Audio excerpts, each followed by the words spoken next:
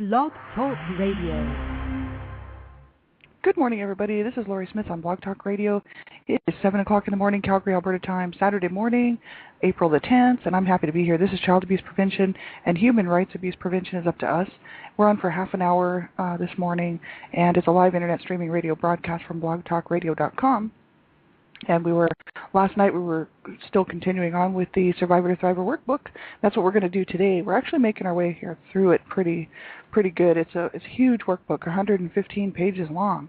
And we started out weeks and weeks ago working on this, and you can go back and listen to the archives if you want. They're all in the evenings and some on the weekends, but they're not on the day shows, the one child abuse survivor to another, because that show used to be 15 minutes and it just wasn't long enough to get into the topic. And so I changed that show to a 30-minute show, but I still have kept the Survivor to Thriver workbook all in the evenings, Monday, Wednesday, Friday night shows, and also the Sunday shows. And then I incorporated a Saturday show in there too. So you can kind of find those by just going back and looking at all the evening shows and the weekend shows.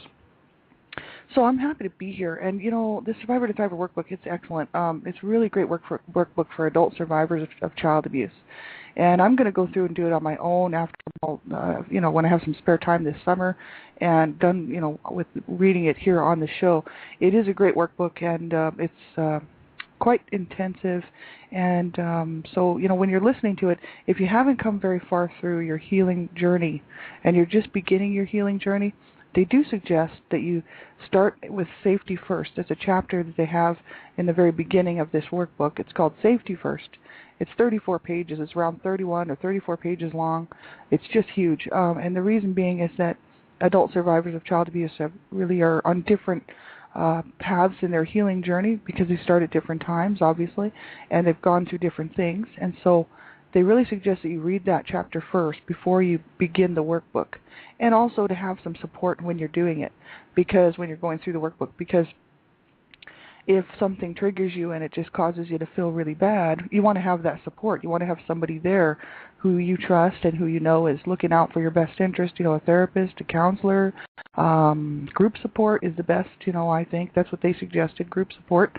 And the ASCA, that's Adult Survivors of Child Abuse, it's a Morris Center program, and they do have their website, www.ascasupport.org, and you can go to their website and pull this workbook up. It's a free download, or you can just read it right online. You don't have to download it, but it's a great workbook. It's free, and they really, they don't mind people. Obviously, that's why they created the workbook, was for people like us who are walking through their healing process as survivors of child abuse, right? So, but they do suggest that you have someone with you if you just haven't come very far along in your healing. And for me, it's okay for me to do this workbook because I have progressed to the point where, I'm not a danger to myself or anyone else. And, it might trigger me and I might feel a little bit down or something, but I'm safe enough to do it because I know that I can control those emotions and I can control the feelings. So that's why it's very important for you, if you haven't come very far in your healing, to not listen to this show and just turn it off. And you can go get this workbook at the website, ASCA website, Adult Survivors of Child Abuse, and you can read that Safety First chapter first. And then you can sort of follow along with us. We're actually heading towards the end of the workbook now, and we're on chapter 6, which is stage 3 healing. And so if you're sort of sensitive to the subjects of abuse and whatnot, use your own discretion when listening to the show, because I cover all topics related to child abuse, human rights abuses, domestic violence, and sexual assault, sexual abuse, just everything. So if the topic is going to make you uncomfortable, please turn the show off. You will not be hurting my feelings. We have to be responsible for what we listen to. And so you are ultimately responsible for what you listen to. So if it's going to bother you, please turn the show off. And if you're a young person, who's under the age of 18, I fight for child rights, and I stand up for children. That's what I do. I'm an advocate for children. I'm an advocate against child abuse of all types, and human rights abuses as well. And so, I really believe your safety as children is number one. You have to protect yourself if no one's doing it for you. And I tell you, if no one has talked to you about online safety, you really need to get some education on that, because There's a lot of crazy people out there who try to get a hold of children online. And they will pose as other people. They will pose as young people, and they'll try to get you to meet them places. And this is just, you just do not do that. Do not meet people that you meet online. And you don't go meet them by yourself and not tell people where you're going, because you think, oh well, I just want to go make a friend, or this person really likes me and I'm going to go meet them. Because children are dying every day at the hands of child sexual predators, and if they don't get killed, well, they're just sexually assaulted and sexually abused. It's a lifetime of trying to recover from that. So you want to let somebody know what you're doing online at all times. I really believe it's because in today's world, we just cannot afford to not be safe. There's too many instances and real news reports coming out where children are being, they're meeting these people that they meet online, and then they're being killed by them or, assaulted. So your safety is number one. So make sure that you find some information on online safety, and all you have to do is just type into your browser child online safety or online safety for children, stuff like that. And you can bring up articles from websites that were created by government agencies and other agencies that will show you how to stay safe online. It is so important. We just can't even stress it enough. So if you're listening to the show and you're under the age of 18, especially really young, make sure you have someone listen to it with you so they can tell you whether or not they think you should be listening to it. And also, if you have questions, they can help you find the answers to those questions. So important. So we're going to go right into Chapter 6, Stage 3 Healing. Last night I thought we were going into Chapter 5, Stage 2 Mourning. We already went through that. We had just finished that up. So I was just looking at the first page again. So we're done with Chapter 5, Stage 2 Mourning. So we're now moving on Chapter 6, Stage 3 Healing, which is page 101 on the Survivor to Thriver workbook. And it's we're going to look at Step 15 today. If we have time, we'll look at Step 16, but we'll see how far we get. But there's 21 steps, so we're already in Step 15, so that we have about 6 steps left. So we're just about at the end of the workbook. And it's a great workbook. I'm really getting a lot out of it. So I'll just start reading at the top of the page here. Stage 3 Healing. Stage 3 Recovery asks you to build on the progress you have made in Stages 1 and 2 by incorporating behaviors, skills, and attitudes that reflect your newfound physiological health into your current life. No longer primed to respond defensively to the world, you are now enlivened and challenged by life's opportunities, love, work, parenting, and play.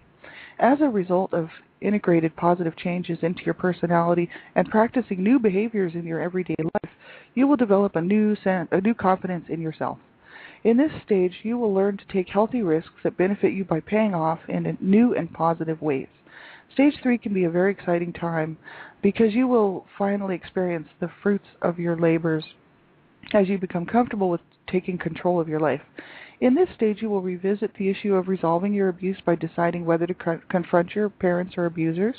And from this decision and subsequent contact with your family, if any, you will gain a revised and deeper understanding of why you were abused. Having this new understanding and making it part of your life will allow you to let go of the abuse once and for all and proceed with developing new expressions of your individuality. Mere survival will not be just enough for you, they said here. You aspire to thrive. Move through this stage with optimism and anticipation, and you are 7 steps away from your new beginning. Excuse me. So we'll just start. Step 15 is, I am entitled to take the initiative to share in life's riches. So that sounds pretty interesting. Step 15. In this step, you will address the old feeling that you are not deserving of the good things in life, success, financial rewards, achievement, even luck. A feeling of lack of entitlement makes it difficult for survivors to make prosperity part of their lives or to accept it and acknowledge it when it appears. By prosperity, we do not simply mean financial rewards or material possessions. Prosperity is a state of mind that encompasses your need, desire, and dreams for a life that bestows emotional and spiritual riches as well as material well-being. So it covers the whole thing. It's not just about money. It's about just our whole well-being, just going after those dreams and goals that we really want and feel that we can accomplish for ourselves and having a good life. That's what I keep saying. We have to reach out and get that good life that we deserved, right? Step 15 requires wholesale changes in your thoughts, feelings, and behaviors concerning what constitutes success and achievement and your worthiness to partake in them. By now you know much of this sense of lack of entitlement is related to your abuse. Nevertheless, knowing intellectually that you deserve your fair share and feeling it emotionally are quite different. To say nothing of the experience of enjoying and celebrating your gains, which is the most fun, your task will be to practice challenging old attitudes and expectations by taking healthy risks that offer more than a minimal likelihood of success. So taking the initiative to partake in life's riches is critical to your continued growth and well-being. In taking the initiative, you are saying that you know something, that you have something to offer, and that you stand behind your actions. Taking an active stance such as this may feel awkward and pushy to you. You may be asked to lead others, a request that may seem like more of the same if you are one of yesterday's caretakers. For those used to be ignored or for those who are used to being ignored or dismissed, being put in a position of authority can be uncomfortable. But to step away from responsibility, authority, and power is to deny yourself and your talents their full expression, and to turn back on the possibility of financial rewards and a sense of accomplishment. If you have resolved the previous steps, you are ready to undertake this newest challenge. So that's just awesome. Just to take an active stance, and just to go out and really not be pushy, but just to be assertive enough to go after those goals and dreams and visions that we have for ourselves. And I think it's important to sort of take a look at what, make some goals, like some short-term goals that we know we can accomplish. And that sort of helps build self-esteem. It actually helps build confidence, when you can accomplish some of these short-term goals that other people would think is just no problem, but for us it might be a huge ordeal. And if we can accomplish some of those short-term goals, if we don't set goals that are too high for ourselves and we set realistic goals that we know we can do, and we actually accomplish them and get them, done and succeed at that, it really helps to build our sort of our sense of confidence and our self-esteem and self-worth and whatnot, because it's like, hey, I did it. Even though it was just a small goal, I did it. So that's why I think it's so important to do that. It helps build that into us. If we never really experienced that or saw that in our own family, or grew up with that sort of thing, or no one encouraged you when you were young. I know growing up in an abusive home, there wasn't a whole lot of encouragement going on. There's a lot of encouragement, as far as violence and stuff like that. But the thing is we were not encouraged properly, like normally, right? Like most parents would encourage their kids to go out and do well and to do the best that they can. My mom started to do that when I got older, like when I was just maybe, I don't know, already getting ready to graduate sort of thing. She was really wanting me to graduate and stuff, but I was already 17 years old. She was still quite abusive to me, but she would throw in the odd occasional encouraging word. But before that, I never heard an encouraging word out of her mouth, except for that I should have died or she should have killed me or something. That was her common thing to say. So, if we don't grow up hearing these things, we have to do it ourselves. So we have to sort of challenge all that old stuff and, just know that we do deserve a good life. And if we didn't get it as a child, which, most of child abuse survivors did not have a good childhood. So it's really up to us to be active and really proactive, and just to know that we do deserve this good life. And I actually remember about 3 years ago when I was really working through this stuff on my own, I decided that I needed, that I did love myself first of all, and that I did not want to hurt myself or end my life, and that I wanted to live. And I thought, man, I want to live and I want to have a good life. And I had said this when I was about 21 years old as well, when my brother committed suicide. But it sort of slipped back because I sort of regressed. I didn't move forward in any kind of healing process. I sort of slipped back into depression and just being down and stuff. And so just about 3 years ago, I started just looking in the mirror when I would wake up in the morning, and I would just be like, I do count, I do matter, I do deserve to have a good life. And I would say this every day. And it started to kind of, build on the inside of me. And I started to realize, hey, I do love myself and I do want to have a good life. It changed the way that I thought about things. And I think we have to get that internal picture of, of the person inside of us that really deserves to be encouraged, that we didn't get when we were younger. So we have to encourage ourselves, and it's great if you have some support for somebody who's very encouraging to help you with that, because a lot of times people just aren't that way, so I like group support for that reason. Finding people who have experienced sort of the same type of things, because they inevitably will try to encourage you. You might find some that don't, but then just don't pay attention to them. Just latch on to people who really do care, because there are some really good people out there, and they do care. And it's so important to get to maintain these relationships with these people, because they're rooting for you. They want you to heal and to be well, and they also need the support too. And so it allows you to help support them, because it allows you to learn how to nurture. Because if you grew up in a home where there was no nurturing and no compassion, no empathy, it's a good way to, it sort of allows you to do that in a good setting, right? So it is so good. They have some recommendations here for this chapter, for step 15, and self-help and also professional. And the ASC, actually for self-help, they suggest, number one, how could you take initiative in a way that would benefit your life? Seeking a job promotion, buying a house, going back to school, joining an organization or a church, or opening a retirement account are a few of the myriad ways that you can take a step that could benefit you. Remember, the basis for taking such initiative is feeling entitled to share in success and prosperity. This feeling grows from within, but eventually you will have to put that internal belief into practice by taking action in the outside world. Excuse me. So yeah, that's just the thing. We have to get involved. We have to. When we've come this far, if you've gotten this far in your healing process, it's an important step to actually go ahead and just get out there and experience good life. We have to learn how to work that into our lives. You know what I mean? So I think it's a good idea, just to get involved maybe in something that you like to do. Take up something like, if you like photography, or, if you like gardening, or, just things like that. Or if you like to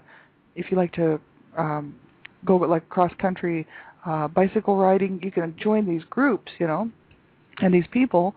It's great to get involved with people, because then you start realizing, hey, there's some really good people out there, making friends, getting involved, accomplishing things, and it sort of starts to build a different picture of yourself, right?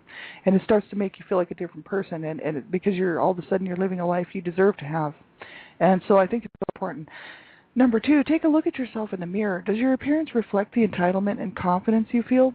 In our society, image and appearance are important, although some people overdo it. And looking good on the outside can go along with feeling good on the inside. Your self-esteem, long suppressed by the burden of shame, may also be clamoring to be part of the image you present to the world. In this last stage of recovery, many survivors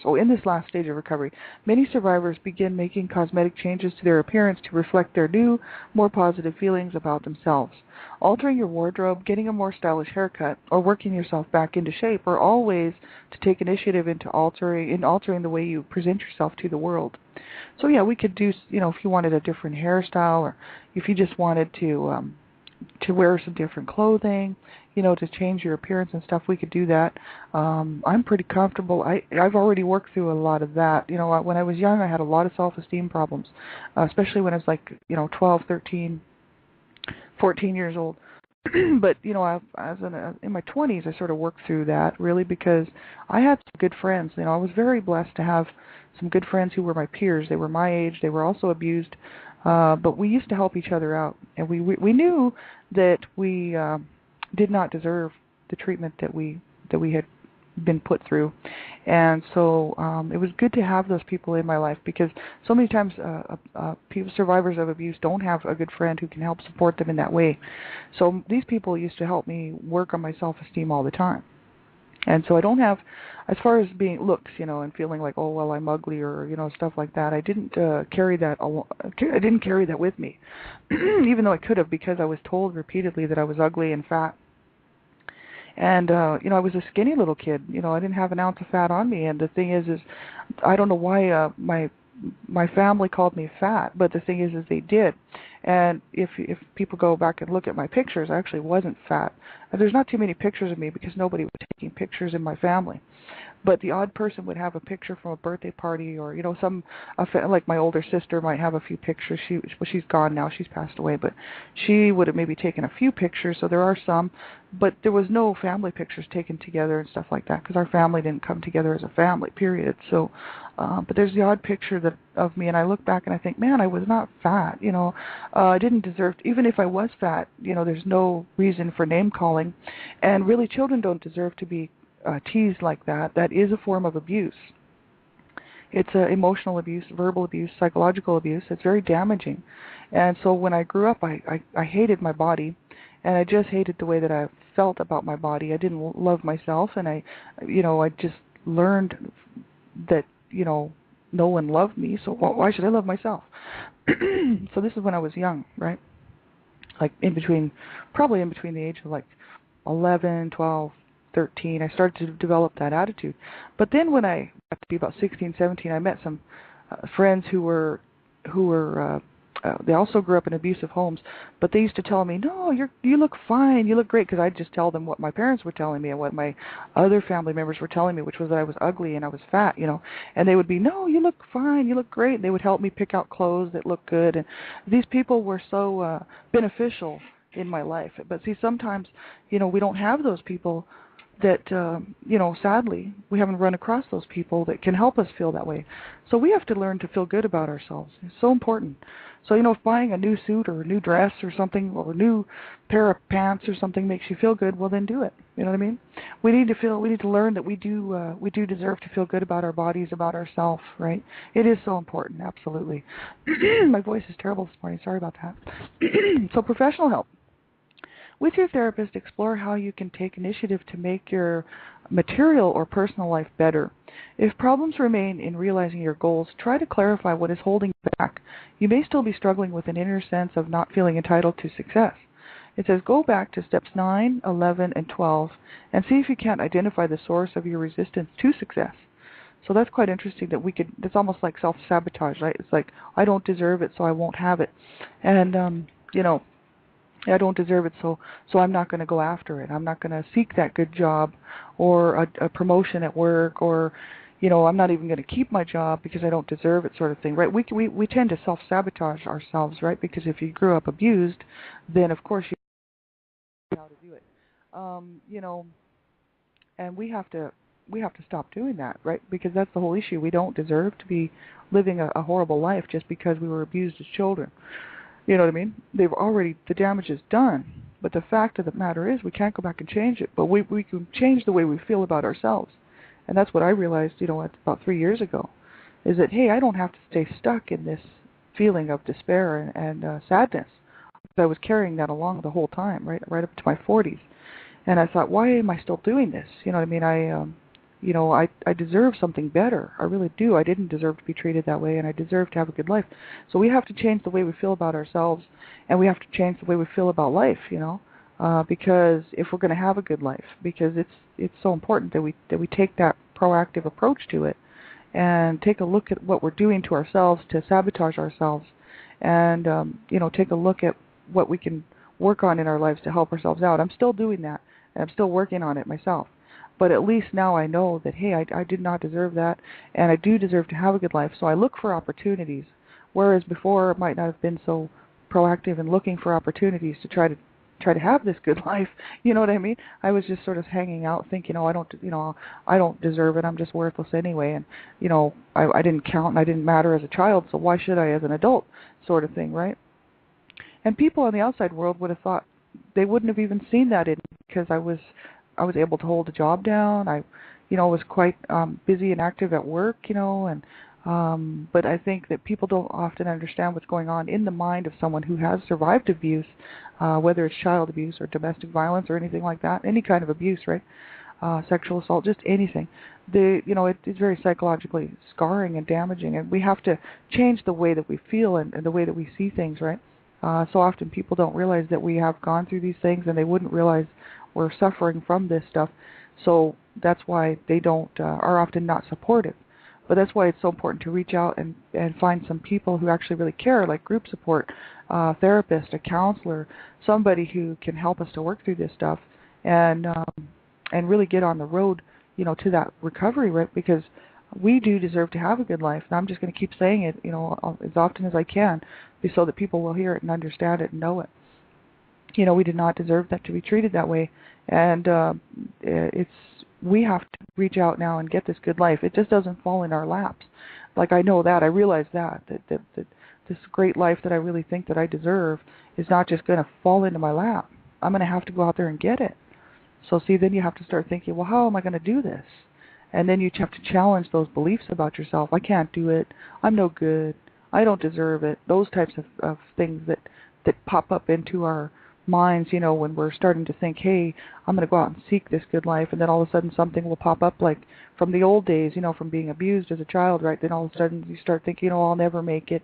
I can't do it. My mom was very good at telling me I would never make it, and that I was useless and couldn't do anything right, and just really making me feel bad all the time. So as an adult, I had to work around that and start thinking I can do it, And if I try and I fail, at least I tried.